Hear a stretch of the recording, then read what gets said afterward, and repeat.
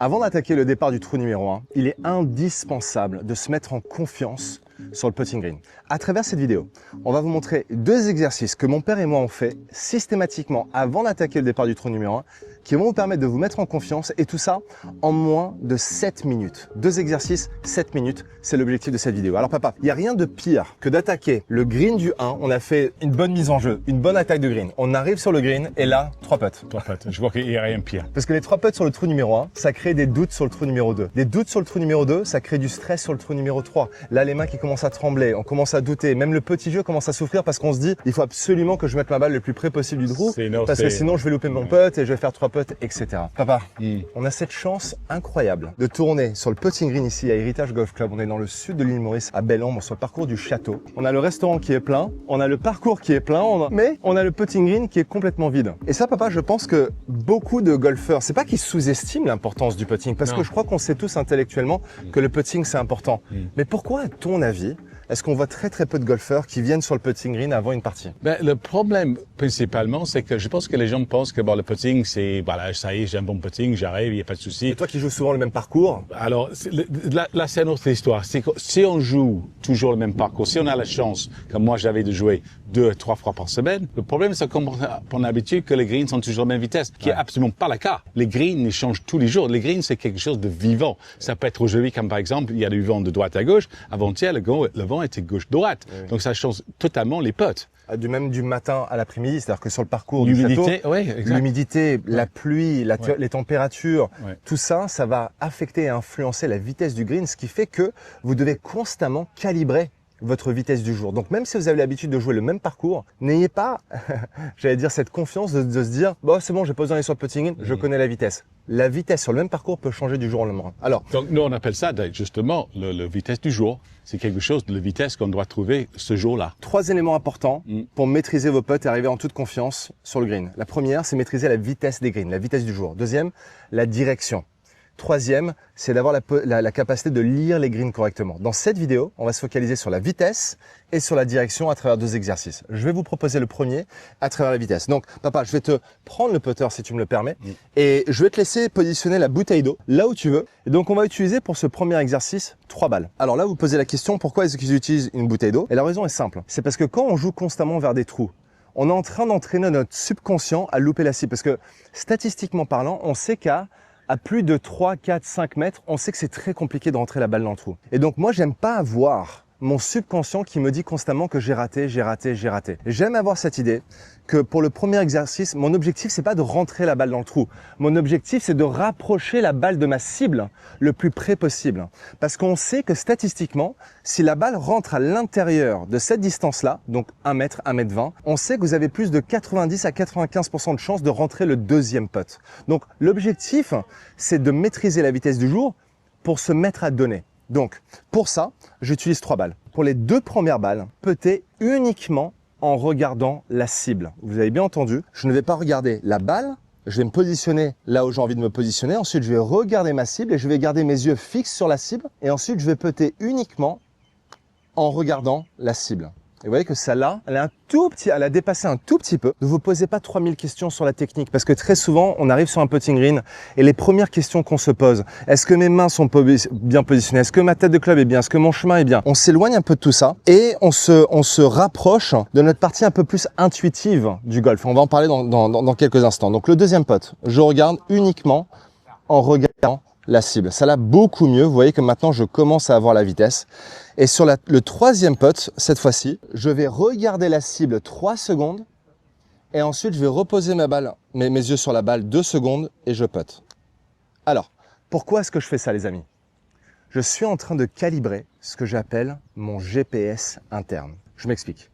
Quand vous allez à une nouvelle destination, vous allez rentrer dans votre GPS, dans votre voiture, votre destination. Et vous ne savez pas comment, mais le GPS va calculer en espace de quelques instants votre itinéraire. Et ensuite, vous allez démarrer votre véhicule en faisant confiance au fait que le GPS a calculé cet itinéraire. Vous ne posez pas de questions sur est-ce que c'est la bonne route ou pas. Vous commencez à y aller, n'est-ce pas? Sur le putting green, votre GPS interne, qui est votre cerveau, fonctionne de la même façon. Plus vous allez regarder votre cible et plus vous allez nourrir votre cerveau, votre GPS interne, avec l'adresse complète. Quand vous passez peu de temps à regarder la cible et vous passez beaucoup de temps à regarder la balle, c'est comme si vous aviez une adresse adresse incomplète et donc le GPS va pas vraiment savoir où vous amener parce que vous n'avez pas passé assez de temps à compléter votre GPS avec l'adresse qui se situe là-bas. Donc ce qu'on veut quand on putt, les premiers putts, je dirais, moi ce que j'aime faire, papa, c'est que j'aime prendre 3 balles et j'aime faire le tour du monde. Donc je fais 3 balles ici, ensuite je vais faire 3 balles de l'autre côté et ensuite je vais à gauche, ensuite à droite et je putt autour de la cible et je fais une vingtaine de putts. Et ça me permet de nourrir mon GPS interne avec l'adresse complète qui est la vitesse du jour et une fois que le cerveau a compris la vitesse du jour, elle me communique l'information en main. Et toi papa, tu as une super analogie aussi, ouais, c'est le lancer. C'est quelque chose que j'utilisais depuis très longtemps, le façon on lance une balle. Par exemple, si je veux lancer une balle, Lewis, voilà, tu bouges pas, je veux lancer cette balle à Lewis, donc qu'est-ce que je fais? Ben, je regarde Lewis, forcément, je regarde la cible, je fais ça. Boum, je regarde, je calcule pas quelle amplitude je dois prendre et à quelle vitesse je dois jeter la balle. Ça se fait automatiquement. Donc, à nouveau, je regarde, je lance. Ça se fait. Au putting, on ne regarde pas forcément toujours l'objectif. Mais par contre, ce qu'on peut faire, c'est de faire des coups d'essai, de lancer, ensuite de mettre la tête par terre et de reproduire le même lancer que je viens de faire. Alors, je peux traduire ça aussi au putting. Je fais mes 3 coups d'essai. Voilà, en regardant le trou. Donc, mes coups d'essai lancés, je m'installe, je le dernier regarde et je putt. Et je calcule pas, je fais confiance à ton GPS. Mon GPS. Extrêmement pour finir là-dessus, c'est le temps que vous passez une fois que vous avez regardé la cible, les yeux au-dessus de la balle. Donc comme mon père l'a dit, moi quand je fais ces trois premiers putts, je fais les 2 premiers où je regarde la cible, ensuite le 3e où je regarde la balle. Mais l'élément important que très souvent on néglige, c'est le temps qu'on passe au-dessus de la balle. Donc quand je dis 3 et 2, c'est-à-dire que je passe les 3 dernières secondes à regarder la cible et ensuite quand je repose les yeux sur la balle, ça dure pas plus de 2 secondes. Si vous dépassez les 2 secondes, votre GPS interne est en train d'effacer l'adresse petit à petit et donc vous allez vous déconnecter de la cible. Donc souvent on voit des golfeurs qui passent 5, même des fois 12 secondes sur la balle et ils restent complètement figés et bloqués, l'adresse est effacée. Ou il fait les coups d'essai en regardant la balle. Il faut des coups d'essai, ça va encore pire. En mettant la tête en bas, ils font les coups d'essai comme ça.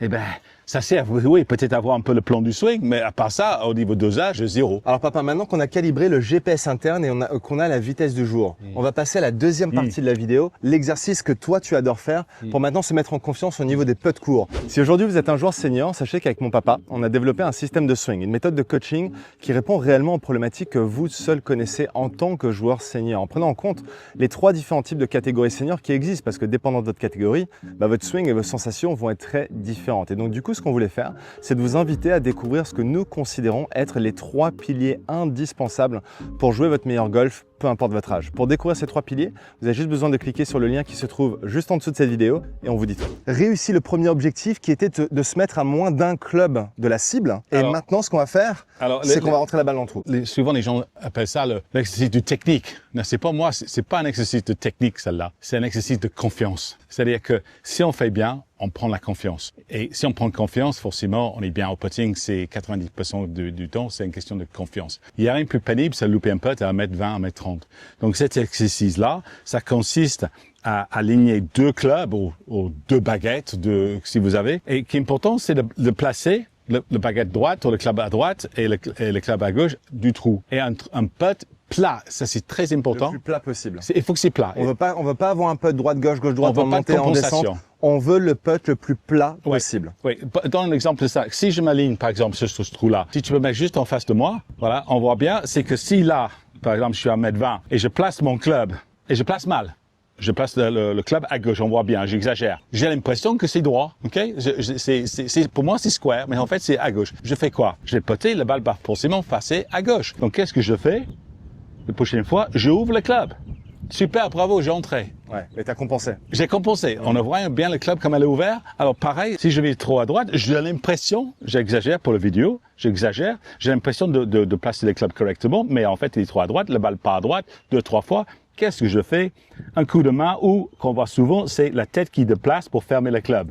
Là, on voit ça souvent, une espèce de compensation. Ça, il faut absolument enlever. Donc finalement, ce qu'on fait, c'est qu'on crée une station pour nous créer du feedback instantané, pour voir que le putter voyage parfaitement bien entre les 2 clubs. Si tu peux juste, voilà. Donc moi, ce que j'aime bien, c'est positionner, il y a 2 tees qu'il y a au sol. Donc je positionne le premier tee à une longueur de club, une longueur de putter, et ensuite je positionne le deuxième tee à une longueur de grip derrière, à peu près 1 mètre ici, et ensuite un peu plus d'1 mètre là. Donc les 2 balles sur le premier tee, c'est qu'on va vérifier que les 2 clubs sont à 1 cm à l'extérieur de la pointe et à 1 cm à l'extérieur du talon ici. Vous voyez, donc il y a de l'espace. Et il y a la raison pour laquelle on crée de l'espace, c'est qu'on veut absolument pas que les clubs soient juste à l'extérieur de la tête de club. Et la raison est simple, c'est parce que la tête de club voyage sur un léger arc à la montée et à la traversée. Et même si des fois on peut avoir la sensation que le club voyage en ligne, même moi j'adore avoir cette sensation que le club voyage en ligne, on sait que sur un point de vue mécanique, que la tête de club voyage sur un léger arc. Donc on laisse un tout petit peu d'espace pour ça. Ouais, et que j'aime ajouter, c'est que maintenant, Lewis, quand il place son club square, il le sait qu'il est square. Il sait que son club est square parce que il est perpendiculaire par rapport les deux clubs. On sait que les deux clubs sont bien alignés sur le trou, donc il le sait. Ouais. Donc maintenant, si sa balle touche le club ici, ou ça touche là, il a fait un faux mouvement. Si la tête de club voyage à l'extérieur de la ligne de jeu, ou trop à l'extérieur, en l'occurrence, on va se rapprocher du club ici. Voilà, ou à l'intérieur. Ou si je suis trop à l'intérieur, je vais me rapprocher du club là. On le voit, ça se voit tout de suite. C'est ça qui est important. Donc c'est un super station de feedback pour se mettre en confiance avant le 1. Donc pour cet exercice-là, ce que je vous conseille, c'est de faire 6 balles. 6 balles, ça prend pas très longtemps, ça prend une trentaine de secondes finalement. 6 balles au premier tee que vous devez rentrer par contre, 6 balles d'affilée que vous devez rentrer, et ensuite 6 balles sur le deuxième tee. Donc si vous n'avez pas le temps de faire le deuxième tee, au moins faites le premier. L'objectif ici les amis, c'est surtout pas, et ça c'est une erreur très fréquente que je vois quand on a l'occasion de voir des golfeurs qui vont sur le putting green avant le parcours, c'est de se mettre à 2 ou 3 mètres et à commencer à putter.